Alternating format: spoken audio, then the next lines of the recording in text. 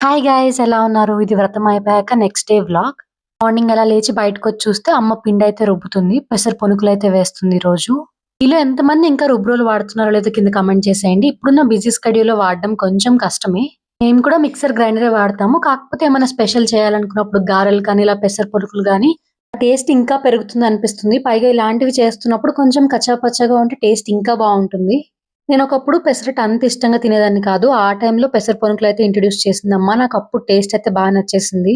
Deep fry చేసినా కూడా oil చాలా తక్కువ పీల్చుకుంటుంది. అండ్ మనకి చట్నీ కూడా అవసరం లేదు. డైరెక్ట్ అలాగే తినేయొచ్చు. తింటున్నప్పుడు కరకరలాడుతూ భలే అనిపిస్తది. కొన్ని నార్మల్‌గా అలాగే తినేసి తర్వాత కొంచెం sweet and spicy ketchup add చేసుకుంటే టేస్ట్ ఇంకా బాగా అనిపిస్తది నాకైతే.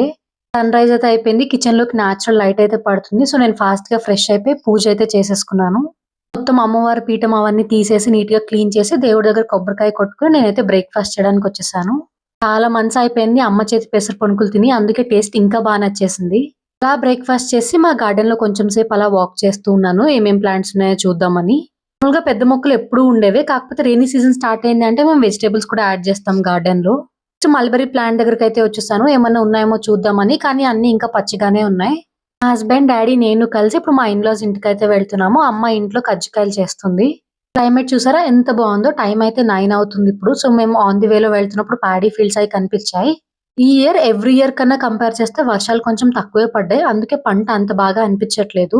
40 మినిట్స్ డ్రైవ్‌లో మేము మా ఇన్‌లాస్ ఇంటికైతే వచ్చేసాము. మావయ్య గారిని పిక్ చేసుకొని మేమందరం ఇప్పుడు మంత్రాలయం అయితే వెళ్తున్నాము. ఇప్పుడు మేము తుంగభద్ర రివర్ పైనైతే ఉన్నాము. ఈ బ్రిడ్జ్ ఒకప్పుడైతే పడిపోయింది ఫ్లడ్స్ వల్ల. రివర్‌లో చూసాను కానీ కృష్ణలో అన్నా కొన్ని వాటర్ ఉన్నాయి కానీ తుంగభద్రలో అస్సలు వాటరే లేవు. సో, ఈ రివరే బోర్డర్ లాగా దానికి ముందు వరకు ఏమో కర్ణాటక, రివర్ దాటేసాము అంటే ఆంధ్ర వచ్చేస్తుంది. రాయచూరు నుంచి మంత్రాలయం అరౌండ్ 45 కిలోమీటర్స్ అయితే ఉంటుంది. కానీ డ్రైవ్ నాకు ఎక్కువ అనిపించేసింది. ఎందుకంటే చాలా ఎండుంది ఆ రోజు.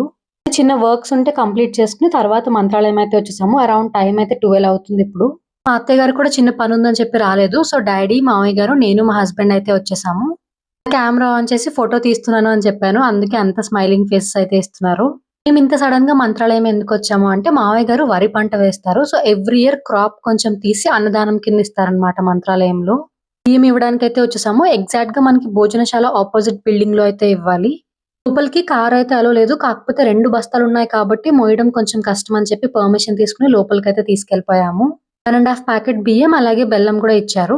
లోపలికి తీసుకెళ్ళామో లేదో వెయిట్ అయితే చెక్ చేస్తున్నారు ఫస్ట్. తర్వాత దాని రిసిప్ట్ అయితే ఇస్తారు. అన్ని దానాల కన్నా అన్నదానం గొప్పది అంటారు గదా! సో, రైస్ కానీ, పల్సెస్ కానీ ఏమన్నా డొనేట్ చేయొచ్చిక్కడ. రోజు ఎంతో మంది భక్తులకి ప్రసాదం అయితే పెడుతూ ఉంటారు. రిసిప్ట్ అయితే రాస్తున్నారు. మన పేరు అలాగే మనం ఏమేం డొనేట్ చేశాము అని. రిసిప్ట్‌తో పాటు అందరికి ఒక్కొక్క ప్యాకెట్ ప్రసాదం అయితే ఇచ్చారు. పటికి బెల్లం టైప్‌లో. అండ్ మంత్రాలయంలో కూడా ప్రసాదం చేంజ్ అయింది కలర్ అయితే. ఒకప్పుడు ఆరెంజ్ కలర్‌లో ఉండేది. ఇప్పుడైతే వైట్ కలర్‌లో ఇస్తున్నారు.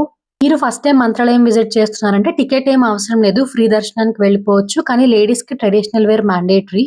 జెంట్స్‌కి మోస్ట్‌లీ పంచెకట్టు ప్రిఫర్ చేస్తారు. లేకపోయినా పర్లేదు. కాకపోతే షర్ట్ అండ్ బనియన్ కంపల్సరీ తీసేయాలి.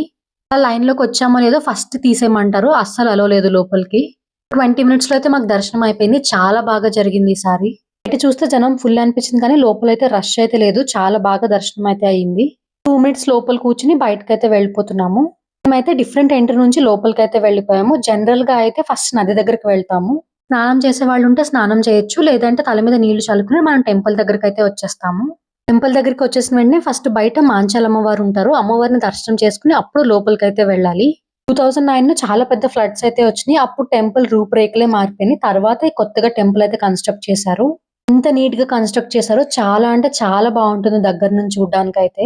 అమ్మవారి దగ్గర దర్శనం చేసుకొని కుంకుమ ప్యాకెట్ అయితే ఇచ్చారు. తీసుకొని మేమిప్పుడు ప్రసాదం తీసుకోవడానికైతే వెళ్ళిపోతున్నాము.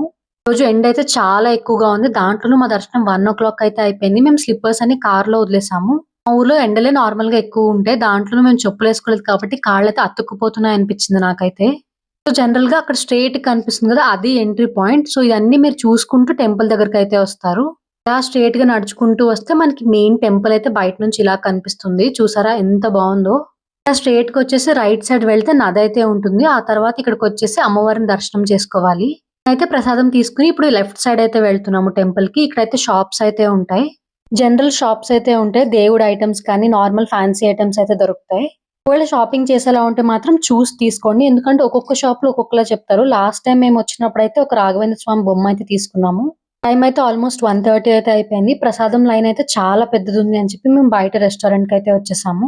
మార్నింగ్ ఎప్పుడో బ్రేక్‌ఫాస్ట్ చేసాం కాబట్టి ఫుల్‌గా ఆకలేసింది. నలుగురం కూడా ఫుల్ మీల్స్ అయితే ఆర్డర్ చేసుకున్నాము. మంచిగా తినేసి ఇప్పుడు మేము రిటర్న్ అయితే స్టార్ట్ అయిపోయాము. మీరు రాయచూర్‌లో ఉంటే కనుక మీకు ఇది అనాథాశ్రమం తెలిసుంటుంది. ఒక చిన్న డొనేషన్ ఉంటే ఇచ్చేసి మేము నెక్స్ట్ మావయ్య వాళ్ళ ఇంటికైతే వెళ్తున్నాము. ఫుల్ కంప్లీట్‌గా రాయచూర్ మొత్తం తిరిగేసినట్టు అనిపిచ్చింది. ఎక్కడెక్కడికో వెళ్ళాము. అన్ని ఏరియాస్ చూసేసాము. స్టేషన్ ఏరియా సైడ్ వెళ్తుంటే మాకు మావినకర అయితే కనిపిచ్చింది. మేమైతే దీన్ని మ్యాంగో బీచ్ అంటాము. ఎంత డెవలప్ చేశారో దీన్నైతే. వెళ్లి ఒక హాఫ్ అన్ అవర్ కూర్చొని మేమైతే ఇప్పుడు మా ఇన్‌లాస్ ఇంటికైతే వెళ్ళిపోతున్నాము. నైట్ డిన్నర్ అక్కడే చేస్తున్నాము. నేనైతే వెజిటబుల్స్ అన్ని చాప్ చేసి మా అత్తయ్యకిచ్చేసి నేను మా హస్బెండ్ ఫ్రెష్ అయిపోయి జాతరకైతే వెళ్తున్నాము. ఇయర్లీ వన్స్ అయితే చేస్తారు. నేను చాలా ఇయర్స్ అయిపోయింది ఈ జాతరకు వెళ్ళి. బిఫోర్ లాస్ట్ ఇయర్ ఏమో కొత్త జాబ్‌లో జాయిన్ అయ్యాను. లాస్ట్ ఇయర్‌లో ఏమో ఈ టైంకి మాకు ఎంగేజ్‌మెంట్ అయింది. అస్సలు టైమే కుదరలేదు. ఫైనల్‌గా ఇప్పుడైతే వెళ్తున్నాము. ఈవినింగ్ 6 అయితే అయింది. జాతర స్టార్ట్ అయ్యి 1 వీక్ అయింది కాబట్టి అంత ఎక్కువ రష్ అయితే లేదు. నడుచుకుంటూ వెళ్తుంటే దారి మొత్తం షాప్సే ఉన్నాయి. అందరికి జాతరలు అంటే ఒక డిఫరెంట్ ఎమోషన్ కదా! నాకైతే జాతర అయితే మెయిన్ గుర్తొచ్చేది బొమ్మలు తీసుకోవడం, బలూన్స్ కానీ ఏమన్నా ఒక బొమ్మ అయితే తీసుకునేదాన్ని. తర్వాత జీడీలు తినడం, పైగా స్లేట్ పెన్సిల్స్ టైప్‌లో ఒక స్వీట్ అయితే ఉండేది. అది కూడా తీసుకునేవాళ్ళం. జిలేబీలు తినడం, చూసినవన్నీ కావాలి అని గొడవ చేయడం అదొక డిఫరెంట్ టైప్ ఆఫ్ మెమరీ జాతర అంటే. ఇప్పుడు చాలా వరకు తగ్గిపోయినాయి. ఇంకా మీ ఊర్లో జాతర జరుగుతున్నాయా లేదా? మీరు వెళ్తారా లేదో కింద కామెంట్ చేసేయండి.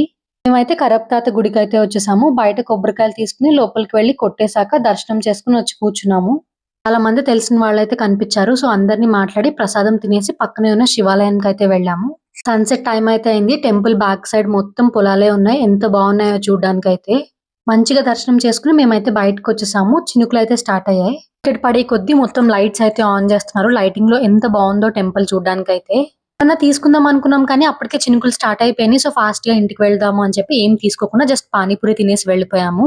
ఇంటికి వెళ్ళేసరికి అత్తయ్య డిన్నర్ అయితే ప్రిపేర్ చేసేసారు. పప్పు, టమాటా అండ్ పొటాటో ఫ్రై అయితే చేశారు. టేస్ట్ అయితే సూపరుంది. మంచిగా తినేసి మేమైతే ఇంటికి స్టార్ట్ అయిపోయాము. ఇంటికి వెళ్ళిన వెంటనే అమ్మ కజ్జికాయలైతే ప్రిపేర్ చేసేసి పెట్టింది. అలాగే గులాబ్ జామున్ కూడా చేసింది మా కోసం. అలా వేడి వేడి జామున్ నోట్లో వేసుకుంటే కరిగిపోతుంది. ఎంత బావుందో టేస్ట్ అయితే. హోప్ ఈ వీడియో మీకు నచ్చిందనుకుంటున్నాను. నచ్చితే don't forget to like, share and subscribe. Thank you for watching.